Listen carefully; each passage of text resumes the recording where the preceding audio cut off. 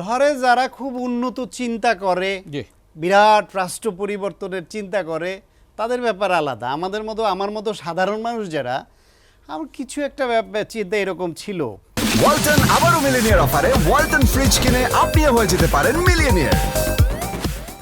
যে এই চোরগুলা 16 বছর ধরে দেশ থেকে লুটপাট চুরি করে টাকা পাচার করেছে, এই দেশের সম্পদের পাহাড় গড়েছে। যাকে দেখেছি এক সপ্তাহ ধরে এক প্যান্ট আর এক টি শার্ট পরতে, ধোয়ার টাইম পেইতো না, সে এখন রং বেরঙের পাঞ্জাবি আর আইফোন নিয়ে সামনে ঘুরে।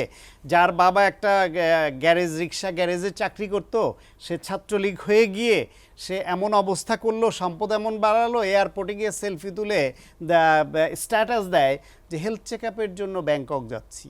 আর আমরা এত বছর ডাক্তারি করেও দেশের বাইরে হেলথ চেক আপের কথা ভাবতেও পারি না। এই সব চোখের সামনে দেখে মনে হতো যে এই ব্যবস্থার বিলোপ হলে সম্ভবত অন্তত কিছু চোর ধরা পড়বে, যারা দেশে থেকে শত কোটি টাকা, হাজার কোটি টাকা লুটপাট করেছে।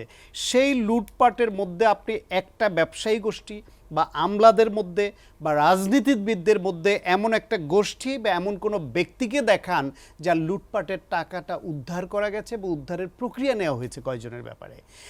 আমেরিকা কয়েকদিন নির্বাচন, 24-এর নির্বাচনের, জানুয়ারি নির্বাচনের আগে লিস্ট দিতে শুরু করলো বাংলাদেশের কতজন আমলা, কতজন পুলিশ অফিসার, কারা কারা আমেরিকায় কি কি সম্পদ গড়েছে, কোথায় কি আছে। সেই লিস্টের সেইটা ধরেও যদি এই সরকার এগিয়ে বলতো যে এই কয়টা চোরের সন্ধান পেয়েছি আমরা, মনে একটা শান্তি লাগতো যে কয়েকটা চোরের চেহারা দেখতে পেলাম, অন্তত বলতে পারতাম তুই চোর, তোর ফ্যামিলি মেম্বারদের তাদের বলতে পারতাম তোর ফ্যামিলিরও চোর। সেই বলার সুযোগটাও পেলাম না। বেগমপাড়ার গল্প এতদিন শুনে এসেছি, সেই বেগমপাড়ার কোনো একটা বেগমের চেহারা আমাদের কি দেখার স্বাদ জাগে নাই? আমরা একটা বেগমের চেহারাও দেখতে পারলাম না, আর ওই বেগমের সাহেবরা কোথায় লুকিয়ে আছে সেটাও জানতে পারলাম না। সেনানিবাসে এখানে শুনলাম 600-র উপরে মানুষ আশ্রয় পেল, নিরাপদে তারা আবার বেরিয়ে দেশ ছেড়ে চলে গেল বা দেশে পালিয়ে গেল। আমি একটাকে তাদের মধ্যে ধরতে দেখলাম না। এই দেশের রাজনৈতিক দুর্বৃত্তায়ন করে যেইভাবে সম্পদের মালিক হয়েছে, যেটা আগে বলছিলেন শহীদ ভাই যে অর্থনীতির সাইজ বড় হয়েছে, অর্থনীতির আকার বড় হয়েছে এটা সত্যি, অর্থনৈতিক বৈষম্যটাও বড় হয়েছে। সেইখানে এই বৈষম্যের হোতা যারা, যারা দরিদ্রকে আরও দরিদ্র করলো, শোষিতকে আরও শোষিত বানালো, তাদের মুখোশ উন্মোচন হচ্ছে না। তারা একটা ব্যবসায়িক গোষ্ঠী 10,000 কোটি টাকা অবৈধভাবে ইনকাম করেছে। এই লুটপাটের টাকার মধ্যে এখন সে 1,000 কোটি টাকা যদি এই নতুন যারা এখন স্টেক হোল্ডার হয়ে দাঁড়াচ্ছে, নতুন পুরনো মিলে তাদের মধ্যে বিলি বন্টন করে, তাহলেও তো তার 9,000 কোটি টাকা সেভ হয়ে যাচ্ছে। রাষ্ট্র যদি ব্যবস্থা না নেয় তার বিরুদ্ধে, তাহলে তো এই ব্যবস্থা চলতে থাকবে। আপনি ওই যারা এখন ভাগবটারা নিচ্ছে ওদেরকে দোষ দিয়ে লাভ কি? ওদেরকে নিবৃত করা এবং রাষ্ট্রের যে দায়িত্ব ছিল এদের বিরুদ্ধে ব্যবস্থা নেওয়া, সেই ব্যবস্থা নিয়েছে কি? এই যে সংবাদপত্রের যে অবস্থাটা করেছিল, সংবাদপত্র জগতে কি উন্নতিটা হয়েছে হাত বদল ছাড়া? আগে একপাক্ষিকভাবে এক পক্ষের কথা বলতো, তাদের মধ্যে কিছু পলাতক, কিছু ঘাপটি মেরে আছে, আর নতুন বয়ান দিয়ে আবার নতুন কারো কারো আস্থাভাজন হওয়ার চেষ্টা চলছে। এর বাইরে তো আমি কিছু দেখি না। সচিবালয় বলেন, অন্যান্য বলেন, আমলা বলেন, বিচার বিভাগ বলেন, কোথায় আপনি দেখেছেন কয়জন লোকের চাকরিচ্যুত হয়েছে, কয়জন লোক শাস্তির আওতায় এসেছে? আর যে বেগম খালেদা জিয়াকে যে সর্বোচ্চ আদালত প্রথম 5 বছর, তারপর 10 বছর দিয়ে তাকে সাজা দিল, সেই আদালত আজকে বলছে উনি নির্দোষ। তাহলে উনি যদি এখন নির্দোষ হয়ে থাকেন, তাহলে ওনার বিরুদ্ধে এই রায়টা যিনি দিয়েছিলেন, তিনি অপরাধ করেছেন, তাকে আপনি বিচারের আওতায় কেন আনবেন না? খায়রুল হকের মতো এইরকম একটা দাগী অপরাধী, সে দেশ ছেড়ে নির্বিঘ্নে পালিয়ে যায় কি করে, তাকে কেন ধরলেন না? 3জন সিএসের বিরুদ্ধে 10 মাস পরে এসে বিএনপির মামলা করতে হবে কেন? এবং মামলার পরে তাদের কর্মীরা ধরে নিচ্ছে যে 10 মাসে ধরে নাই, এখন মামলা করার পরে এরা পালিয়ে যাবে, ধরবে না, আমরা এদের ধরে তুলে দেই। তার মধ্যে কিছু উশৃঙ্খল লোক সেইখানে তাদেরকে ইজ্জতহানি করেছে। এইটা কাঙ্ক্ষিত না, কিন্তু এই পর্যায়ে গেল কেন? 10 মাস পরে মামলা করতে হলো, তাকে আপনি আইনের আওতায় আনলেন না কেন? তাকে ধরলেন না কেন? এই যে মব কালচার নিয়ে আমরা এত কথা বলছি, রাষ্ট্রের দায়িত্ব এটা দূর করা, কিন্তু মব কালচারের মূলে হচ্ছে আপনি অপরাধীদের ধরছেন না কেন? যারা মব কালচার করতে গিয়ে অপরাধ করছে তাদের থামান, আর মব কালচারে আক্রান্ত যারা হচ্ছে সেই অপরাধীদের আপনি কেন আইনের আওতায় আনেন নাই? ফলে সব কিছু মিলিয়ে বিচার বিভাগ বলেন, প্রশাসন বলেন, পুলিশ বলেন, সব জায়গায় সংবাদ মাধ্যম বলেন, কোথায় ফ্যাসিবাদের অবস্থান নাই? কত শতাংশ কমেছে? 1%ও কমে নাই, 1%ও না। তাহলে তাদের মধ্যে কেউ তার এজেন্ডা বাস্তবায়ন করছেন কৌশলে, বরং আমি বলবো এই সরকারের গণঅভ্যুত্থান পরবর্তী যারা এটাকে আবার বিপ্লব বলতে ভালোবাসেন, তাদের বিপ্লবী যে গতি থাকা দরকার ছিল, এটা তো কচ্ছপ গতি হয়ে গেছে। যে আপনি সংস্কারের কথা বলে সমস্ত জাতিকে সংস্কারের মধ্যে আপনি আবদ্ধ করে ফেলেছেন, যাতে কেউ বলতে না পারে এই চোরকে ধরো, এই লুটেরাকে ধরো, এই টাকা পাচারকারীকে ধরো, এই গণতন্ত্র হত্যাকারীকে ধরো, এই ভোটের অধিকার হরণকারীকে ধরো, এই গুম খুনের হোতাকে ধরো, এই ক্রসফায়ার যে করেছে তাকে ধরো, এই যে আয়নাগর যে করেছে তাকে ধরো। এই যে এগুলির ব্যাপারে যে প্রতিবাদ হওয়া দরকার, যে দাবি তোলা দরকার, সেই দাবি তোলার ফুসরতি দিচ্ছে না সমস্ত রাজনৈতিক শক্তি, জনতা সবাইকে আবদ্ধ করে ফেলেছে ওই এক সুরের মধ্যে সংস্কার সংস্কার সংস্কার। আপনি সংস্কার করেন, সংস্কার দীর্ঘমেয়াদী প্রক্রিয়া, অনন্তকাল চলবে, কিন্তু তার আগে আপনি ইমিডিয়েট পাস যে লুটেরা তাদের ধরবেন না। তাদের প্রতি আস্তে আস্তে এইসব করে করে মানুষের রাগ ক্ষোভ প্রশমিত করছেন। এক সময় এই নিজেদের মধ্যে বিভেদ আরও চাঙ্গা হবে, আরও বাড়বে। সেই সুযোগে ওই লুটেরা ফ্যাসিবাদ গোষ্ঠী আবার এর মধ্যে ঢুকবে, পুনর্বাসিত হবে এবং তারা প্রতিশোধ দিবে। আজকে যদি গণ অভ্যুত্থানের পক্ষের এই শক্তির মধ্যে অনৈক্য বাড়ে, নির্বাচন প্রশ্নে যদি কোনো রাজনৈতিক শক্তিকে মাঠের কর্মসূচি নিয়ে নামতে হয়, ওই মাঠের কর্মসূচির ওই শক্তির মধ্যে ফ্যাসিবাদের বাহিনী ঢুকে পড়ে যে অনাচার, যে অ্যানার্কিটা তৈরি করবে, অরাজকতা করবে, খুনোখুনি করবে, আপনি কন্ট্রোল করতে পারবেন? আপনি সেইখান থেকে যদি এই সরকারের পদত্যাগ করতে বাধ্য হয়, তাহলে যে ইমার্জেন্সি বা অন্য যে ব্যবস্থা আসুক, তখন এই যে ইন্ডিয়ার আধিপত্য আবার ফিরে আসলে, ফ্যাসিবাদ গোষ্ঠী আবার ফেরত আসলে, আজকে যারা এই নিজেদের মধ্যে হিসাব নিকাশ নিয়ে এত ব্যস্ত, এটা কারো পিঠ বাঁচবে? এর কতজন বাঁচবে? দেশে থাকবেন? ইম্পসিবল। আওয়ামী লীগের ফ্যাসিবাদ 16 বছর যা দেখেছি, ভবিষ্যৎ যদি এরা ব্যাক করে তাহলে মনে হবে আগে এরা শিশু ফ্যাসিবাদ ছিল। সেই রকম আতঙ্ক, সেই রকম আশঙ্কা আছে। তারপরও কারো বোধোদয় হয় না যে আমি ন্যূনতম সমঝোতার ভিত্তিতে, ন্যূনতম সংস্কারে একমত হয়ে একটা জনপ্রতিনিধিত্বশীল সরকার আনি এবং এই চাপটা জারি রাখি যাতে ফ্যাসিবাদের বিচার হয়, নতুন বাংলাদেশও কায়েম হয়। অসংখ্য ধন্যবাদ। অনেকে বলতে শুরু করেছে তবে কি আগের সরকার ভালো ছিল, এটা একটা ফেক স্টেটমেন্ট। এটা অনেকে না, আওয়ামী দোসর কেউ কেউ যারা ছদ্মবেশ ধারণ করে আছে তারা এই সুরটা স্প্রেড করার চেষ্টা করছে, কিন্তু এই কথা পাত্তা পাচ্ছে না। এগুলা হাস্যকর কৌতুকে পরিণত হচ্ছে। আপনি এই প্রসঙ্গে আসার আগে আমি যে শহীদ ভাই যে কথা বলছিলেন সেখানে একটু দু একটা জিনিস টাচ করি, যে আমরা যদি আবার অল অ্যান্ড অ্যাভারেজ সব কিছুতেই খারাপ বলার দিকে যাই, সেটা ঠিক হবে না। যে বিচার বিভাগ নিয়ে যে কথাটা উঠলো, যে বিচার বিভাগকে হাইকোর্টকে গিয়ে ছাত্ররা গিয়ে ঘেরাও দিল, এটা সেই মব কেন সরকারের করা উচিত ছিল? ওই অবস্থায় সরকার তখনও প্রশাসন, পুলিশ সহ বিভিন্ন বাহিনীতে তাদের নিয়ন্ত্রণ স্থাপিত হয়নি, একদম ইনিশিয়াল পর্যায়ে। এবং সেই সময় আমরা এরকম কথা শুনছিলাম যে জুডিশিয়াল কু হওয়ার একটা আলোচনাও কিন্তু সামনে আসছিল, সম্ভাবনা। সেই অবস্থায় যদি ছাত্ররা বা গণ অভ্যুত্থানকারীরা ওই মুভমেন্টে না যেত, তাহলে পরিস্থিতি খারাপও হতে পারত। আরও একটা এক্সাম্পল দেই, সচিবালয়ের সামনে আনসাররা গিয়ে ঘেরাও দিল। ওই আনসারদের প্রতিহত করবার জন্য পাল্টা পুলিশ বা রাষ্ট্রীয় অন্য কোনো বাহিনী বা সচিবালয়ের এই কর্মকর্তাদের রক্ষা করবার জন্য কেউ ছিল না। তখন যদি ওই ছাত্ররাই ওইটাকে প্রতিরোধে এগিয়ে না যেত, তখন এটার সমাধান এত সহজে হতো না। ফলে একটা সময় যখন 5 তারিখে পালিয়ে গেল ফ্যাসিবাদ সরকারের শীর্ষ কয়েকজন লোক এবং তাদের পতন হলো, ওই পরিস্থিতিতে নতুন করে প্রশাসন সহ বিভিন্ন 8 তারিখে সরকার গঠনের পরেও তাদের নিয়ন্ত্রণ আসতে একটা সময় লেগেছে। তখন পর্যন্ত ছাত্রদের উপস্থিতি অত্যন্ত যৌক্তিক এবং প্রয়োজনীয় ছিল, বা ছাত্র জনতা যারা গণঅভ্যুত্থানের পক্ষের শক্তি তাদেরকে পাহারাদার হিসেবে থাকা প্রয়োজন ছিল। বিভিন্ন জায়গায় মন্দির পাহারা দিয়েছে বিএনপি, জামায়াত, বিভিন্ন বিভিন্ন রাজনৈতিক দলের কর্মীরা। কারণ পুলিশ পাহারাদার আপনি পাবেন কোথায়? এই যে অ্যানার্কি তৈরি হতো, যে মারামারি কাটাকাটি 16 বছরে যা করেছে, প্রতিপক্ষের উপর হামলা আক্রমণ, যে বিএনপি জামাতের নেতাকর্মীদেরকে প্রতিপক্ষ হত্যা করেছে, তাদের বাড়িঘর পুড়িয়ে দিয়েছে, ব্যবসা প্রতিষ্ঠান ধ্বংস করেছে, সেই বিএনপির নেতাকর্মীরাই গিয়ে ওই যারা করেছে তাদের বাড়িঘরটা যাতে না জ্বালায়, অ্যানার্কি তৈরি না হয়, তাদেরকে বুঝিয়েছে দেখো সরকারে কিন্তু আমরা আসি নাই, কি হয় ভবিষ্যতে, এই দিকে দেশ নেওয়া যাবে না, তোমরা দয়া করে থামো, এইভাবে থামিয়েছে। ফলে প্রশাসন তখন কার্যত একেবারে অনুপস্থিত ছিল।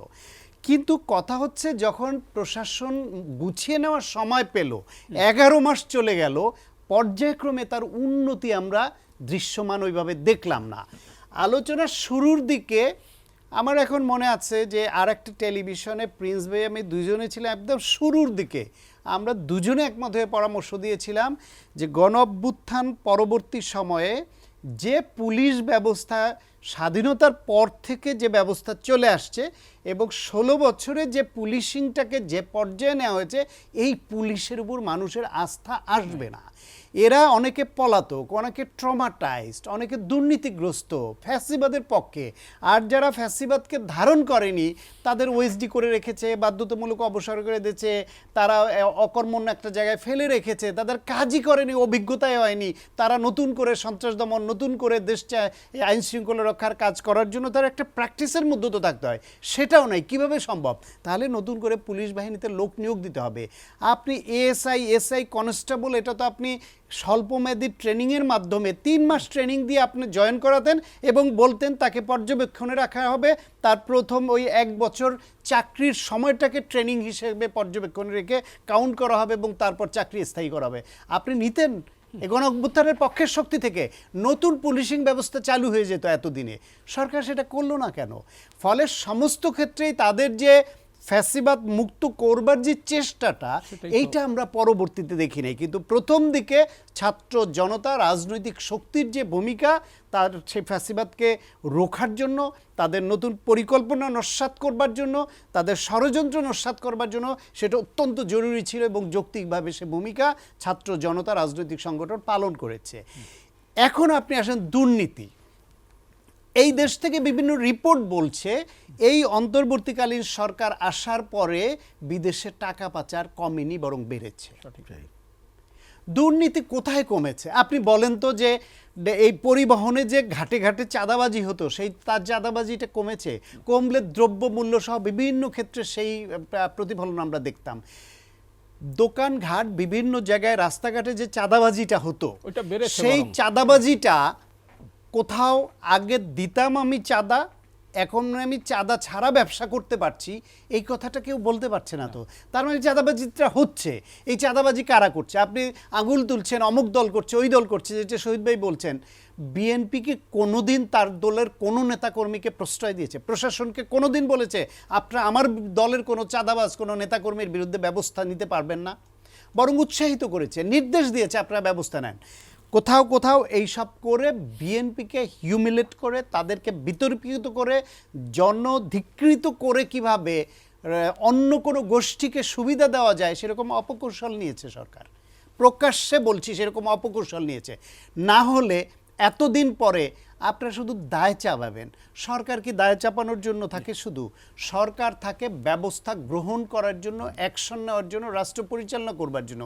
ওই যে আগেরবার আলোচনায় বলেছি, তারা একটা ঘেরাটোপের মধ্যে ঘুরপাক খাচ্ছে, একটা চক্রের মধ্যে পড়ে গেছে এবং এই চক্রের মধ্যে বিশেষ কোনো গোষ্ঠী তাদের ফেলে দিয়েছে কিনা, ওই যে বললেন যে ফ্যাসিবাদ পুনর্বাসনের জন্য বা তাদের প্রতি রাগক্ষোভ কমানোর জন্য, যে আমরা ঘুরে ফিরে আনপ্রোডাক্টিভ খাতে এত বেশি সময়, শ্রম, মেধা ব্যয় করবে এবং সবাইকে এঙ্গেজ করে ফেলবো। ফ্যাসিবাদের বিরুদ্ধে যে আওয়াজ তোলা দরকার, তাদের বিরুদ্ধে যে বয়ানটা জারি রাখা দরকার, সেটা যাতে না হতে পারে। সংবাদ মাধ্যম, টক শো, বিভিন্ন জায়গায় বলেন তো গত 16 বছরের তাদের লুটপাটের বিরুদ্ধে কয়টি ইনভেস্টিগেটিভ রিপোর্টিং এসেছে? তাদের এই গুম, খুন, হত্যা, মামলার বিষয়ে কতদিন টক শোতে আমরা আলোচনা করতে পেরেছি? আমাদের বসেই করতে হয়। আমার পিয়ার, আমার কি ওই যে কি নারী আসন 100 হবে 50 থেকে 100 সরাসরি ভোটে হবে, সরাসরি ভোটে দাবি করছে, কিন্তু সরাসরি ভোটে কিভাবে হবে কেউ ফর্মুলা দিতে পারছে না। তাহলে ওটা নিয়ে আপনি সময় ক্ষেপণ করছেন কেন? 50 থেকে 100 করছেন, যথেষ্ট মেনে নেন। আপনার উচ্চকক্ষ হবে, আপনার পিয়ার হবে, পিয়ার বোঝে যেই রাজনৈতিক নেতারা বা যে এই যে যারা যারা প্রতিনিধি হয়ে পিয়ারের পক্ষ ওকালতি করে, ওদের কারোর সঙ্গে আমি কথা বলে দেখেছি, ওরা নিজেরা বুঝে না পিয়ার কিভাবে হবে, কোনো ফর্মুলা নাই। আপনার উন্নত দেশে যেটা শহীদ ভাই বললেন 90টা দেশে পিয়ার আছে, উন্নত রাষ্ট্রে একটা বিশেষ ব্যবস্থা গিয়েছে। আর যেগুলো এই পর্যায়ে যায় নাই, পাশের দেশ নেপালে পিয়ার শুরু হয়েছে 2008 সাল থেকে পিয়ার পদ্ধতি। সেই পিয়ার পদ্ধতিতে এমন ঝুলন্ত সরকার হয়, এমন অনৈক্য তৈরি হয় যে 13 বছরে 12 বার সরকার বদল হয়ে গেছে। তাহলে কোনো রাষ্ট্রের দীর্ঘমেয়াদী পরিকল্পনা আগাতে পারে? এই পর্যায়ে শ্রীলঙ্কায় 78 সনে পিয়ার ব্যবস্থা চালু হয়েছে, 79 সালে নির্বাচন থেকে পিয়ার ব্যবস্থা হয়েছে। সেই শ্রীলঙ্কার অর্থনৈতিক ব্যবস্থা, মূল্যস্ফীতি, দুর্নীতি কোথায় গেছে? শুধু পিয়ার হলেই সব হবে? ডিস্ট্রিক্ট পদ্ধতিতে লেভেলে পিয়ার ব্যবস্থা। এখন বুঝতে হবে আমাদের কাছাকাছি কালচারের দুর্নীতিগ্রস্ত ভঙ্গুর গণতন্ত্রের দেশে পিয়ার সফল হয়েছে কিনা। তাহলে পিয়ার জনগণকে বোঝাতে হবে। আপনি পিয়ারের আওয়াজ তুলেছেন, ঠিক আছে, এই পিয়ারের আওয়াজটা, কনসেপ্টটা দিতে থাকেন, আপনারাও বুঝেন, মানুষকে বোঝান। কোনো এক সময় যদি আমরা ওই লেভেলে যাই তখন পিয়ার নিয়ে কথা বলে। প্রধান উপদেষ্টা তার বক্তব্য বলেছেন যে 26 সালের প্রথমার্ধে। এখন প্রথমার্ধে বলতে উনি যে জাতির উদ্দেশ্যে এপ্রিল বলেছিলেন সেটাও প্রথমার্ধেই পরে যে যৌথ বিবৃতিতে লন্ডনে গিয়ে বললেন ফেব্রুয়ারিতে রোজার আগে হতে পারে, সেটাও প্রথমার্ধেই পরে। তবে আমরা আশা করছি ফেব্রুয়ারির পরে রোজা, ঈদ, গরম, বৃষ্টি এই ঝুঁকির মধ্যে গিয়ে বোকামিটা করবে না, এবং এই বোকামিটা রাজনৈতিক দলগুলো করতে দিবে না। বেশিরভাগ রাজনৈতিক দল, বিশেষ করে বিএনপি, সিপিবি সহ বিএনপির সঙ্গে অন্যান্য যে সম্মানা দল করতে দিবে না, এটা পারবেও না। আর দেশের অর্থনীতি এত খারাপ দিকে যাচ্ছে, ডক্টর ইউনূসের অনেক বিষয় নিয়ে অনেকে সমালোচনা করতে পারেন, কিন্তু উনি অর্থনীতি বোঝেন, আর উনি সমাজ বোঝেন, সামাজিক ব্যবসা করেন, তো ফলে সমাজটা বোঝেন। এই সমাজ নির্বাচন চায়, সেটা উনি বোঝেন। আর নির্বাচন না করলে অর্থনীতির যে বেহাল অবস্থা, যেটা নিম্নগতি, সেটা উনি বোঝেন। এই দুইটা কারণে উনি নির্বাচন দিবেন। আর আওয়ামী লীগ প্রশ্নে আমি একটা মতামত দিই। আওয়ামী লীগ নিষিদ্ধ নির্বাহী আদেশে হোক, এইটা অনেকে চায়নি, আমিও কখনো এটা চাইনি বা এটা বলিনি। আমি একটা জায়গা চেয়েছিলাম, এই যে আজকের যে কার্যক্রম নিষিদ্ধ করেছে, আমি এর পক্ষে বহু টকশোতে কথা বলেছি এবং এখনও বলছি এটা ন্যায্য। কারণ হলো আওয়ামী লীগ তখন বিভিন্ন জায়গায় তারা মিছিল নামানো শুরু করলো। এখন মিছিল নামানো শুরু করলে ওর মধ্যে কে গণহত্যাকারী, কে গুমখুনের হোতা, কে লুটপাটকারী ফ্যাসিবাদের ওই শক্তি, কে জুলাই অভ্যুত্থানে মেরে গুলি করেছে, মানুষ মেরেছে, আপনি ওইভাবে ধরে ধরে চিহ্নিত করে তারে তারে শুধু গ্রেফতার করবেন। আর যদি সেটা না করেন, যদি এদের কার্যক্রম নিষিদ্ধ না হয়, আপনি তো ওই মিছিল বাধাও দিতে পারবেন না। তাহলে ওই প্রশ্নটা সামনে আসছিল যে ওরা কি নিষিদ্ধ, তাহলে কেন মিছিল করতে দিবেন না? এটা তো ওদের গণতান্ত্রিক অধিকার। তাহলে কোন ফ্রেমে তাদেরকে, এই ফ্যাসিবাদদেরকে রাস্তায় নেমে তাদেরকে চেস করার যে দুঃসাহস দেখাচ্ছিল, ন্যূনতম তাদের আত্ম উপলব্ধি নাই, ন্যূনতম তাদের কোনো ক্ষমা চাওয়া নাই, কোনো রকম অনুশোচনা নাই, তারা রাস্তায় দাঁড়িয়ে নেত্রী ওইখান থেকে বলবে আর এইখানে রাস্তায় নামবে, সেটা দেখতে হবে আমাদের। এবং এটা প্রতিরোধ করার জন্য পুলিশের শক্তি সরকারের হাতে নাই, পুলিশ সেই রকম পরিস্থিতিতে আসে নাই, রাজনৈতিক শক্তিগুলোর বাধা দিতে হচ্ছে, তাতে করে মারামারি কাটাকাটি বাড়বে। ওই ফ্যাসিবাদ খুনিদের দেখলে যারা এত বছর নিপীড়নের শিকার হয়েছে, ও রাস্তায় গিয়ে তারে প্রতিরোধে করবে, খুনোখুনি হবে, এর দায় কে নিবে? সুতরাং যতদিন এর বিচার না হবে, এই বিষয়ে রাজনৈতিক ঐক্যমত্য না হবে, তাদের রাজনৈতিক কার্যক্রম নিষিদ্ধ থাকতে হবে। সেই নিষেধাজ্ঞা মেনে আসলে প্রশাসনিক ব্যবস্থা, আইনি ব্যবস্থা আসতে হবে। আপনি প্রশ্ন তুললে তার নিবন্ধন কেন বাতিল হলো সেটা নিয়ে যদি মনে করেন আইনি ফ্রেমে হয় নাই, প্রশ্ন তুলেন যে নির্বাচনের জন্য উন্মুক্ত রাখা যেতে পারত, কিন্তু দলের কার্যক্রম নিষিদ্ধ থাকলে সেই দল কার্যক্রম করতে না পারলে নির্বাচনে আসবে কি করে? আর কার্যক্রম বন্ধ ছাড়া আজকে আমরা যতই ফর্মুলা দেই, যতই এই রাজনীতির পক্ষে কথা বলি যে কার্যক্রম নিষিদ্ধ করা ঠিক হয় নাই, নিষিদ্ধ না করলে দেশের ওই পরিস্থিতিতে রক্ষা করতো কে? আমি করতাম? আপনি করতেন? কেউ না। কারণ এটা নিষিদ্ধতা ছিল, হওয়াটা ছিল তখন কার্যক্রম নিষিদ্ধ, সময়ের দাবি।